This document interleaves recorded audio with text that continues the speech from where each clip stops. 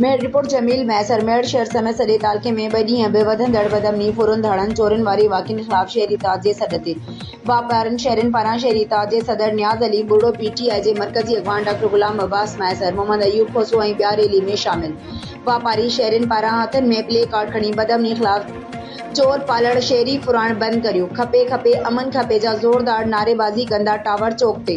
Rally खे ख़िताब कंदे अॻवाननि चयो त मेहर शहर पुलिस जी नाअहली सबब बदअमनी घटिजण बजाए वधी रही आहे। शहरी वापारी गैर महफ़ूज़ आहिनि, कानून नाले का बि शइ नाहे। अॼु बि हुंडा शोरूम खां दुकानदार जी चोरी कई वई आहे। मेहर ॾोहारियुनि जो राज बणियल आहे। मेहर पुलिस ऑफिसरनि ॾोहारियुनि जा सहूलियतकार बणियल आहिनि। तक जा चूंडियल नुमाइंदनि बेवधंदड़ बदअमनी ख़िलाफ़ ख़ामोश ऐं ॾोहारियुनि जा साथारी बणियल आहिनि। शहर में बदअमनी सबब शहर में रहण ऐं कारोबार करण मुश्किल बणिजी वियो आहे। एसएसपी दादू अमन अमान करण में नाकाम थियो आहे। आला अख्तियारियूं मेहर में वधंदड़ बदअमनीअ जो नोटिस वठी शहर में अमन अमान क़ाइम कयो वञे।